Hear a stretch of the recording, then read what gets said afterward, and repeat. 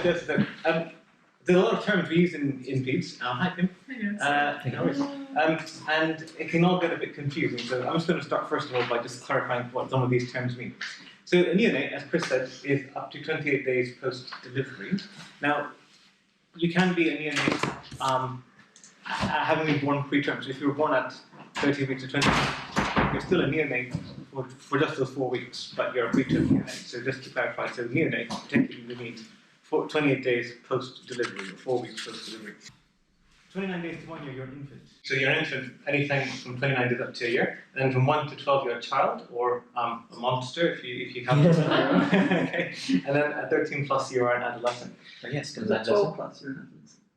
13 plus. Yeah. Oh, you say 1 to 12 inclusive? Yeah. That's good. Yeah.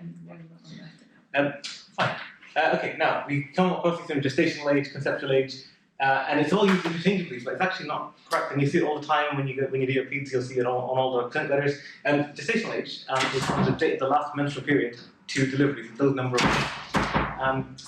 Whereas the conceptual age is from the date of conception and implantation to delivery, and we don't really know when after the last menstrual period, if somebody gets pregnant, we don't really know the exact date when implantation happens and when you become a real fetus. So conceptual age is when you become a real fetus, and gestational age is from the last menstrual period to delivery. They're 2 weeks apart, so on average we say gestational age is 2 weeks longer than conceptual age. So you have to be clear what you're talking about when you talk about these ages. So if you see somebody is 36 weeks post-gestational age, okay, their conceptual age is 34 weeks. Okay, so they're often used interchangeably. By and large, if it doesn't say what age it's talking about gestational age, because that's the only thing that we know when it happened for sure. So that's more precise, and so that's used if you don't mention what age we're talking about. Chronological age is age from birth is the number of weeks since you were born. So if you are 28 weeks and you were born at 24 weeks, your gestational age is 28 weeks, and your chronological age is 4 weeks. All right. Your postmenstrual age is the sum of those two. All right. Because it comes up all the time. So, gestational age from period to delivery, conceptional age from implantation to delivery, and chronological age is since you were born. And your postmenstrual age is the sum of the two together. Okay. We'll do an example in a minute. And your corrected age. Okay. If you are born at 28 weeks, you work out your chronological age. Sorry, your postmenstrual age. I'm getting confused myself. You work out your postmenstrual age, and you take off the number of weeks less than 40 that you were born. So why is that important? Why do we need to correct the age? Because so for things like developmental milestones and stuff, you can't expect a preterm baby to be making those at the same time. So if you're a 4-week-old baby, you're very different to a 4-week-old baby if you're born at term to one who's born at 30 weeks. Mm-hmm. Okay, and so your developmental system hasn't quite, and because we're all designed to be in utero until we're 40 weeks, and if you are born before that, your organ systems have not adapted to extrauterine life, and so you get all the problems of prematurity, and you get more of them the sort of younger that you are, the more problems that you encounter. Okay, so if you have a 10-week-old infant who was born prematurely at 32 weeks, okay, what is their chronological age 10 weeks? Okay, I'll take that one. nice Yeah. one. Okay, good. I'm sorry. This is a 10-week-old. Are they an infant or a neonate? They're infant. Yeah. Okay, so the 10-week-old infant, they're born prematurely at 32 weeks. So what is their post-menstrual age at the minute? So when we say 32 weeks, is 32 weeks conceptual age or gestational age? So it was 32 weeks. Remember, if it doesn't mention it, you have to It's assume it's gestational. gestational age because that's the only reliable one. Conceptual age is estimated. Okay.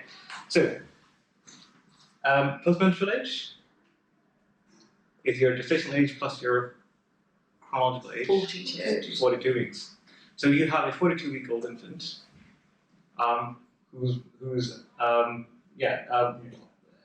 what about corrected gestational age? What is the corrected gestational age? Is that 42 as well? Is it? Is 2 it? weeks. Plus 2. So you take away how many weeks less than 40 they were born. 8. 8. You take that away from the postmenstrual age. So Oh. 42 minus 8. Okay. Okay, and that makes it 84. So they have a corrected gestational age of 34 weeks. So if you see this baby for an operation, you then have to assume that they're physiologically a 34-week-old, something that's been delivered at 34 weeks. He's 10 weeks old now, Yes. and he's now 42 weeks. He's now 42 weeks, but because he was born prem, his corrected gestational age works out to. But surely his Once he's developing physiology way will slower be than 42. But surely his physiology will be the same as a 42 Is week it? So old. the adaptation time takes away from. Do they not adapt at the same? Because you're not your actual. So if you see the definition, so your gestational age is going to be 22. Your conceptual age is 2 weeks longer. Your chronological age is 10 weeks. Your postmenstrual age is 42 weeks. You take the number of weeks less than 14 weeks that you were born, which is 8, and you take that away from your chronological age. Sorry, 2 weeks. The 42 is 2 weeks. So is that because they're not going to develop those extra weeks? No, they will. Or- But remember, if you're born prematurely, Yeah. you're not quite adapted to actually uterine life, so it does affect your development and it does affect your physiology, which is why premature neonates have a different organ systems. Fine. Okay, wait. So that's age. So very confusing topic, age. Okay, wait. Weight of an infant is half the age in 1 plus 4. So if you're 6 months old, how heavy should you be if you're healthy? 7. And then it changes depending on how old you are. So these are new formulae from APLS because the old formula, age plus 4 times 2, is a bit outdated because kids are getting fatter, basically eating more McDonald's and junk food. And so we have 6 to 12 one particularly give you higher calculations than. But if APLS don't use that anymore either, do they? They just give you a chart. Any of you who've done it recently that has all whatever they think of weight that chart should be. Okay, cool. Tubes, right. Cuff tubes, uncuffed tubes. What do we use? Why? Yeah, Microcuff. we use Okay, cups fine. now. Okay. Just We use microcuff. Why do we use uncuffed tubes? so there was a concern about the pressure of the cuff causing like ischemia and then leading to stenosis. And Good, lovely. And the theory was because your cricoid is the narrowest part of your airway, if you choose a correctly sized uncuffed tube, you will make a nice seal between the tube and the cricoid, and so you'll allow some leak, but you won't allow aspiration. Essentially, is what the theory was. But those are for all the red rubber tubes, and that was the formula. Quarter the age plus 4 or quarter the age plus 3.5 if you're cuffed. What is different about microcuff? Why do we use these? What's different about this to a normal cuff tube? Is it a low pressure cup? Well, what makes it a low pressure cuff? Yeah, so that's the thinking behind it. But high what? volume. Hmm? The high volume. High volume, low pressure cuffs is most cuffs these days in most tubes, but this one's made of a special membrane. So a normal cuff is made of, a normal tube is polyvinyl chloride. This is polyurethane, and it just takes minimum volumes to expand it. And so it really is a low volume, low pressure cuff, and it's not meant to put any pressure on your trachea. Fine. Cool. If you get no leak, if you've got a cuff tube in and you've got no leak, do you need to put any air in the cuff? Is the next question. Yeah, well, you should. You should. And you should put even a little bit because the creases around a collapsed cuff are quite sharp. So if you leave that in, that's, if you remember from your primary day, force over area, well, that's a small area, but the same number of force, quite high pressure on your tracheal membrane. So always put a little bit, even if it's 0.1 of a mil, just to straighten out those cuffs, so that they don't cause a problem. Fine. And then, of course, it's easy to put a tube down too far. The length is usually where you get bilateral air movement entry. But otherwise, there is the formula for it. Fine. Okay, straight blade or curved blade. What do you guys like? What would we use for neonates and then for infants?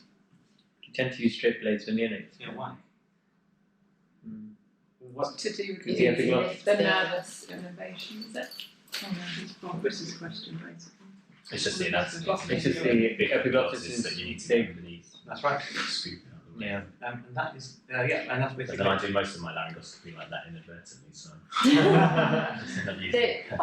You lift the epiglottis because it's large and floppy, and if you go in the valletta, it just constantly flops back over your airway. You can't see straight.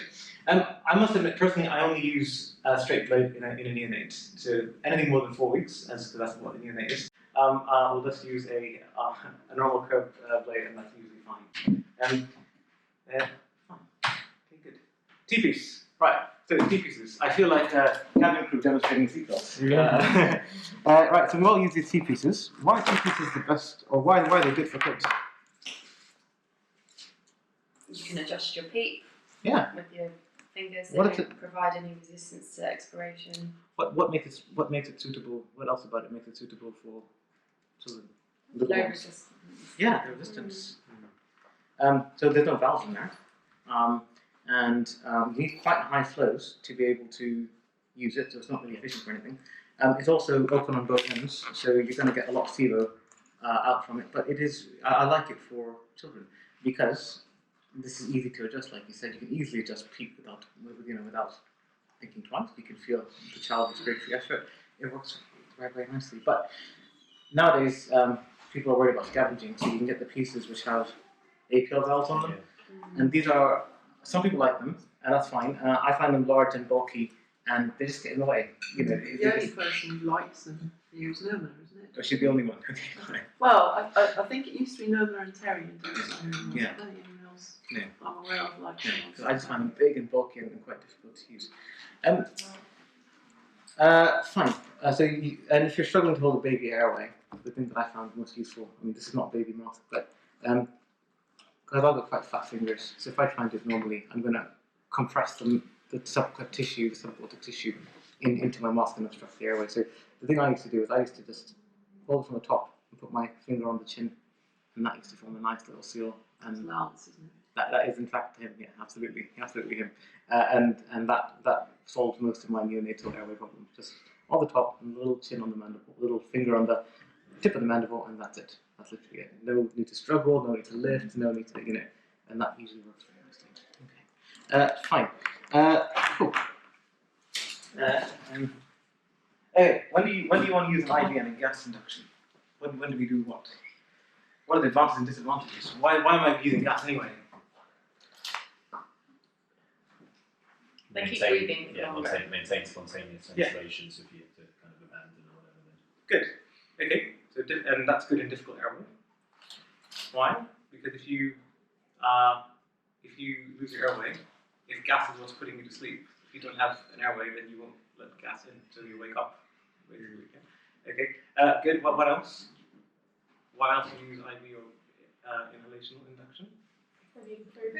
Yeah, compliance. Okay, good. So you can't get it. So it can be more or less stressful for the child. Okay, it might be parental request. Okay.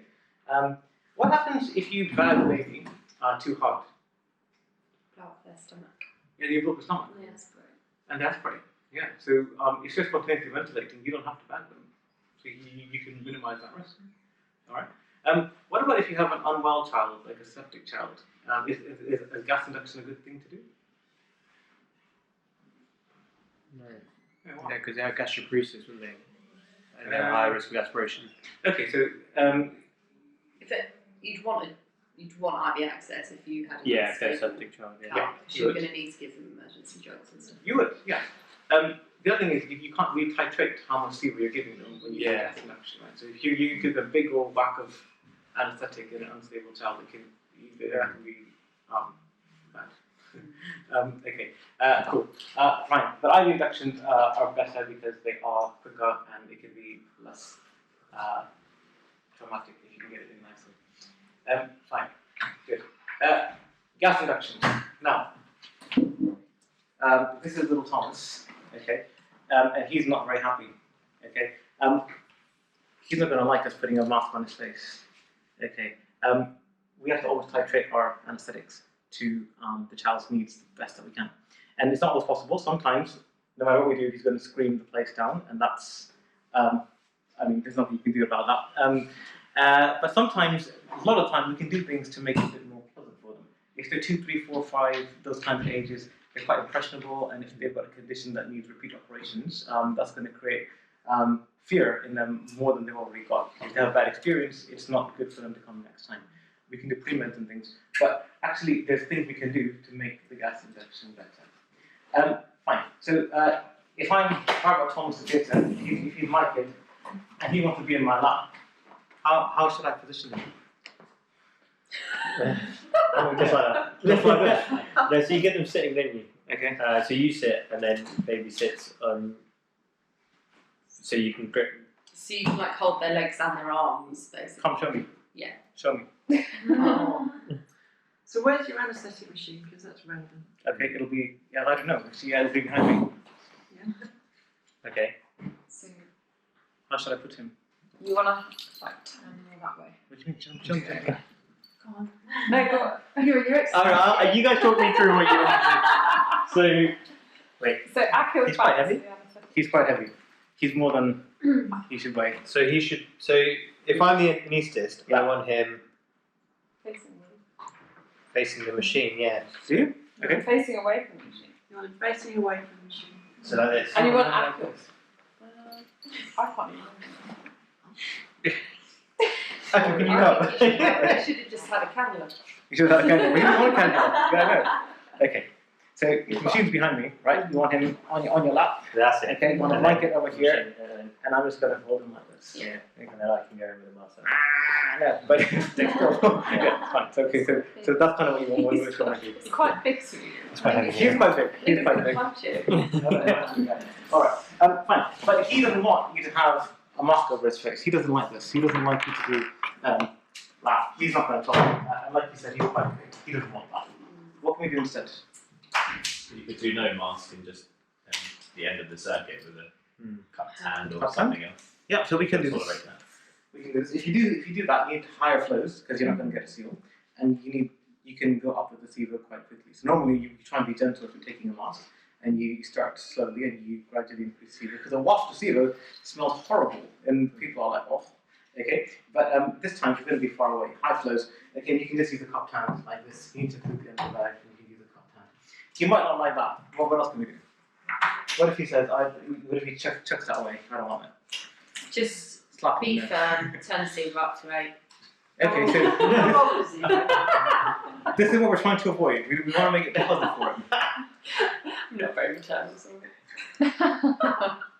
Alright. You can Okay. do like the blowing up the balloon thing. Can you cajole him with that? Yeah. Okay. So sometimes I'll just basically you have to be patient. So as long as you get gas to the child, it's fine. So sometimes I'll just rest it there like this, and it takes ages, and then he gets a little bit drowsy, and I move it closer, and sometimes I'll do that. Sometimes the kids just want to play. Everyone else. And everyone's like, But it's actually another technique. And sometimes kids just want to play with the balloon. Fine, I give him a balloon. And I'll just occlude the end, and he can do what he wants with it. And it takes a while, but it's a much more pleasant experience for them, and they fall asleep very nicely. And as they play with the balloon with high flows, nitrous, and a little placebo, and oxygen, they get drowsier and drowsier and will fall asleep. It's like a reverse. Yeah, You're because holding the Yes, balloon yeah. by his face. he's holding the balloon, playing with it. The end is included, and that's the open end of the circuit then. So you can do that. So you really try and make it pleasant for the kid. If the child's got asthma and they're used to using a spacer, then it's no different. They think it's just a fancy spacer. Okay. What I find works quite well is I tell them this is cooler than Buzz Lightyear's mask, and if you don't the harder you go, you're going to blast off into infinity, and things like this. You make up stories and they just play along. But sometimes, no matter what you do, it's just not going to work. You're just going to have to just fine. Okay. Fluids. Don't have too much more on this one. Fluids. So what fluids do we give to children? So what if little Isabella here, who's 32 weeks old, with the corrected age of 2 weeks, comes to you for a hernia repair? What fluid are we going to give her? so it's elective. Elective. Yeah, so 41. 421. All they take formula for maintenance fluid. Okay. Yeah. Glucose. With any glucose? I don't think you do you? They used to be. If they're Yeah. hypoglycemic, they never Yeah. would, don't they? They When could, are they point gonna be well, hopefully they wouldn't be for an elective procedure unless the parents like horrifically starve them or something. Yeah. So that happens. But if this is a neonate, they obviously don't have glycogen stores. The livers don't have any glycogen, so they go hypoglycemic very quickly. On NICUs, a lot of the maintenance fluids and infusions are 1 on 10% dextrose. and with crystalloids as boluses. In her, so one option you could do is you could give an isotonic crystalloid, and then you could give you could check the blood glucose and give glucose as required.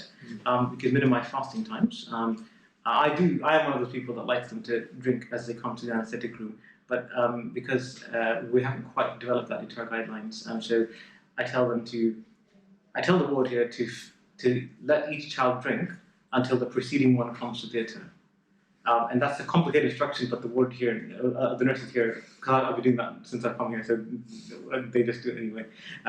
So if like, I'll tell them the order of the list, and when the preceding one comes to theatre, the others can drink plenty of water and squash until then, and that's just how I do it that way. So isotonic crystalloids. I say that because of this whole thing about glucose. People used to give 0.45% saline and 5% dextrose. That's hypotonic, and that's not very good.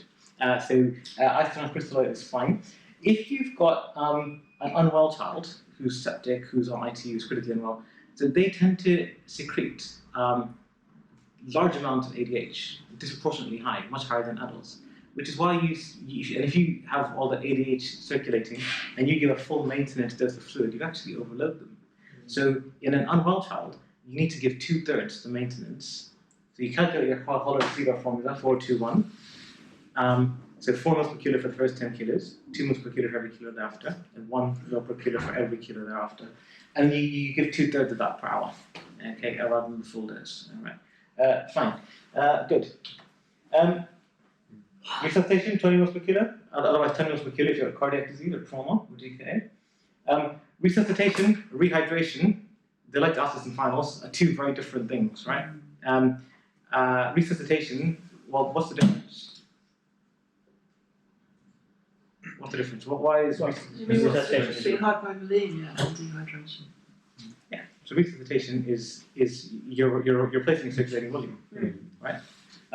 Rehydration, so if you are 5% dehydrated, that means you have lost 5 mils of fluid per 100 grams of tissue, per 100 grams of body weight from all your fluid compartments.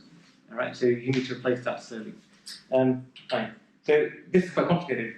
You can't really tell whether you're 5%, 6%, 10%. I mean, I might think the functional are sunken slightly. Rosie might think they're sunken deeply, and we might have to give different levels of dehydration, right? So,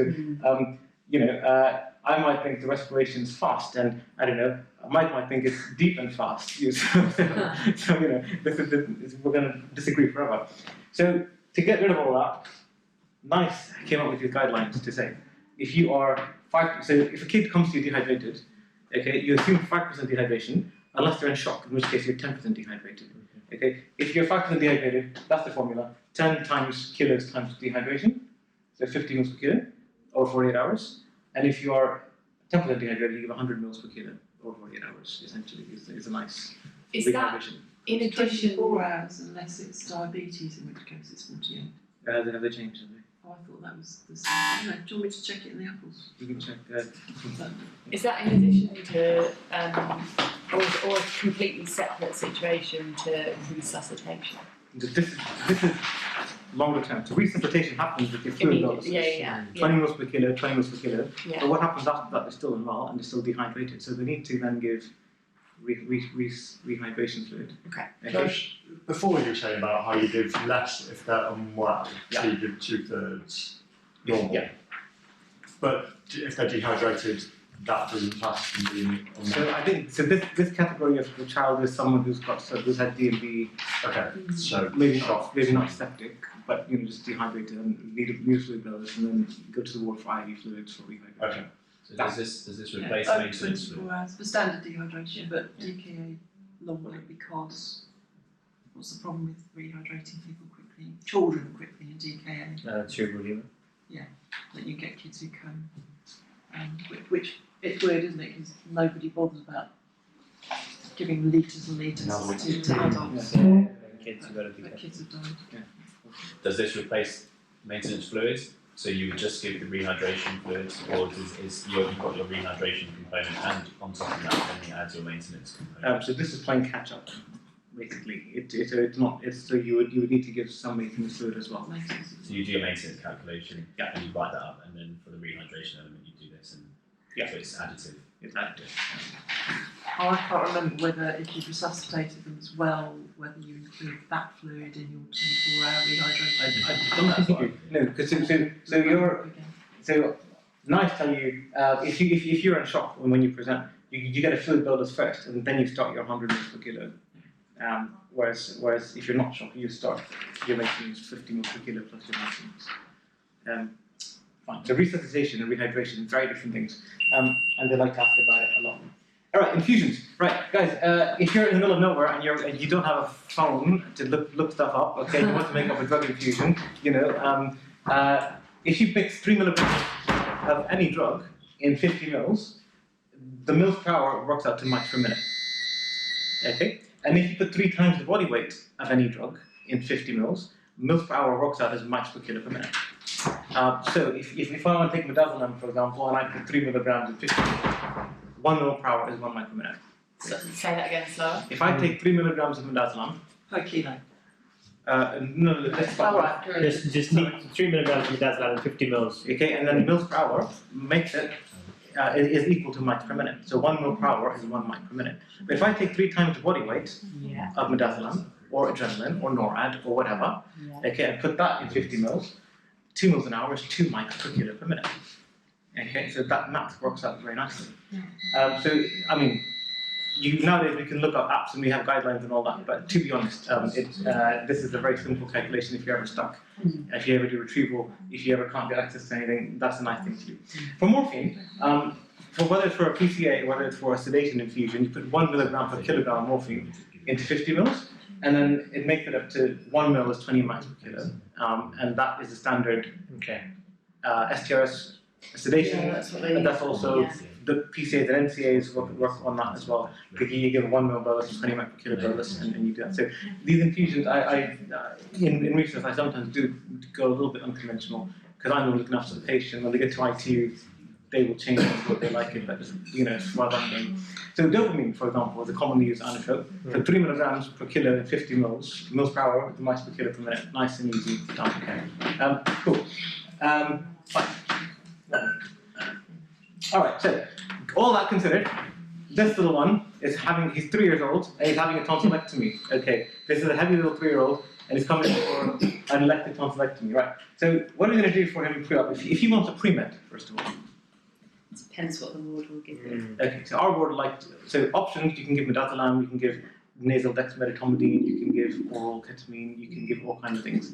On our ward we give midazolam, we can give an oral or buccal.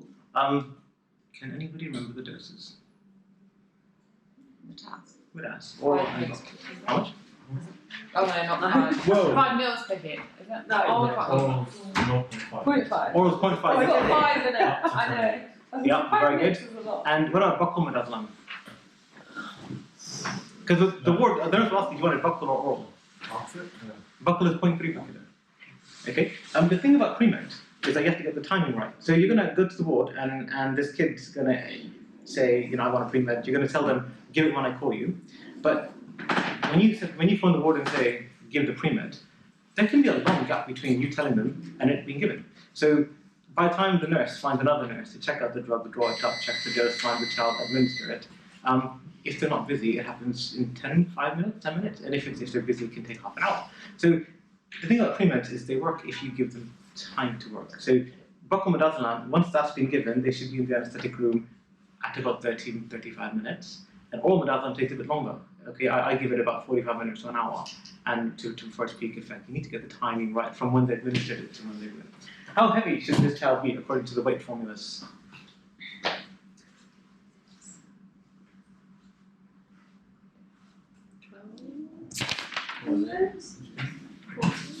Wait, so he's Oh, it's plus 8. so Yeah, 14. Let's say 14 kilos. 14 kilos, very good. Okay, cool. What tube size are we going to use for him? Yeah, 4.5. Cuffed or uncuffed? But it's kind of in between, isn't it? 'Cause it's 1.75. Yeah, so 4. Okay, so yours has. You go 4.5 or 5. Yeah, so whatever intubating, it's a size, think the size you're going to have, and the size below and the size above to hand. Okay, I'm going to use microcuffs. Yeah. Okay, and south-facing ray one for the tonsillectomies. Okay, cool. All right. What are we going to induce him with?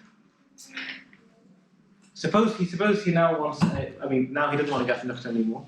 He just wants to have some IV induction. What are we going to do to him? Fentanyl and propofol. Yeah. How much? How much is what I want to know. You can cheat if you want. Look at the sheet. It's fentanyl 4 milligrams per kilogram. Milligrams. Mil. Right. Mics, yeah. Fentanyl. No, sorry, no, propofol. Yeah, so propofol. They say 2 to 5 milligrams per kilogram. And fentanyl is. Which is a big range, isn't it? So Yeah. what would any of you just go for as a ballpark figure for a 14-kilo child? Just imagine you're doing this here in Lewisham, okay, and this is the first one on our list. So, and I said you go and drop drugs. Because you're not going to titrate it, are you, really? You're going to stick it. Yeah, so. 40 too much? 40 milligrams. No, I'd go the higher end. Yeah, so drop the 10 ml syringe and then have that. So you can. My standard would be 4 milligrams per kilogram to a fit child. Yeah. Because they require quite a lot more than an adult per kilo. I Yeah. don't know what you do. No, to be fair, Obviously, if they're sick, no. That's Yeah. where we're talking about sort of ketamine, rocuradine, and so on. But I'd usually just think what's 4 because and that's probably what they do. okay. So 4 per kilo in this stuff. So you can draw it up in a 10 ml syringe. Now, when you prepare drugs, some people drop the correct amount in the syringe, and some people will just drop the whole syringe and then give what they need to, so they know how much they've given when they look back at their half-empty syringes. Okay. Fine. So fentanyl, 1 to 5 mics per kilo. Again, a big range, but I'll start with 1 mic per kilo. I do, and then if we can give some more if required. Okay. Antiemetics. Again, does he need antiemetics if he's 3? Yeah. Okay. Under three, there's no real evidence that you get PONP. It's not a very common thing to have. So when you're 3 years and above, you should get antiemetics like you do in an adult. Okay. Animals use morphine. Is morphine a good idea? The jury. Depends the reason why they haven't lost Yeah. that to it. Okay, so we're thinking if they've got sleep apnea, do you want them to have morphine? Is the question. No. Okay, the jury is out because I always give them a little bit of morphine so they wake up happy, unless they've got really bad sleep apnea, in which case they don't. I mean, you see the worst sleep apneas where they go to HDU just to have a chin lift every time they go to sleep. You've seen those ones. I definitely don't give them much opiate at all. But these kids will still feel pain, but they'll be more sensitive to opiates. I always give them some morphine. How paracetamol? Yeah. How much? 15. Yeah, good. Okay, oral, IV, same dose. I just said Give it pre-med. Pre-med, okay, yeah, you can do that pre-med, yeah, okay. Some people, so the paracetamol dosing ranges wherever you work, okay. There is a thought you should give, some places prescribe 20 mg per kg as a loading dose, rectally or orally, and then 15 per kilo thereafter. If you're prem, or if you're a neonate, different places have different protocols. You have to look that up. So some people say 7.5 mg per kg, so half the dose just 3 times a day or 2 times a day if you're really, really tiny. And when you're a neonate, sometimes it's 10 per kilo 3 times a day. And then you, as you mature and get to term, you can give a normal dose of paracetamol. What about non-steroidals? Can you have non-steroidals if there's no other medical contraindications? Can I give ibuprofen? Yeah. What about if he was 1 month old? Can you have ibuprofen? No, why not? For cardiac.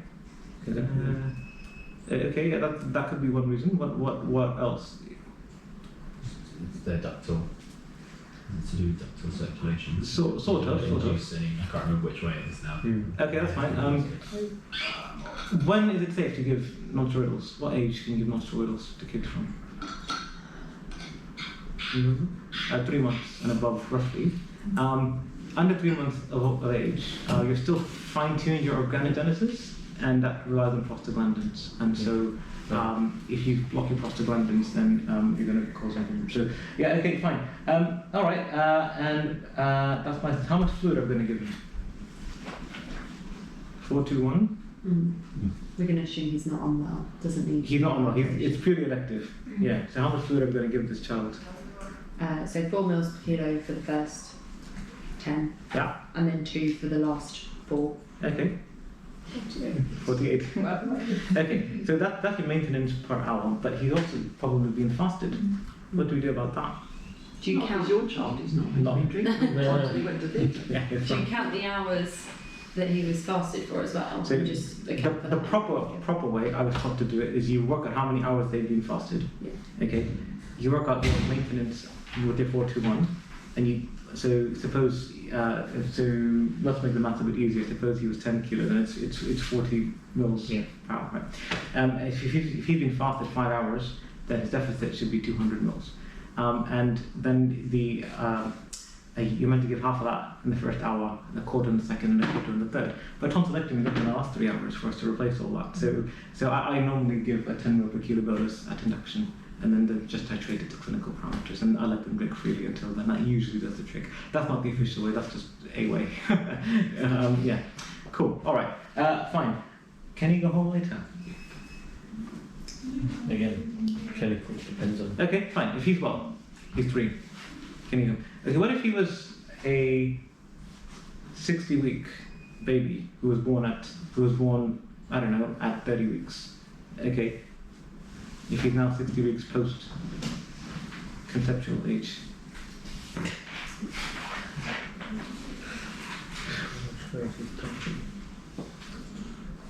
Would you send him home? If he not for tonsils, suppose he was 60-week-old post conceptual age having a inguinal hernia. Can that be a day case? I don't know. Yeah, okay. So if you're born prematurely, up to about 60 weeks of age, post-conceptual age, you are at significant risk of post-operative apneas. If you're born at term, the risk drops after about 45, 46 weeks. So if you're born at term, you can do a 50-week-old as a day surgery. You can't do a 45 to 50-week-old term baby as a day surgery case. Okay? So they like to ask this stuff in the final, so thanks for touching on it now. Fine, so he could go home if he's well, if he's not breathing, etc. Okay, fine, good, lovely. And that's that one. Cool, nice one. Oh, right, sweet. We do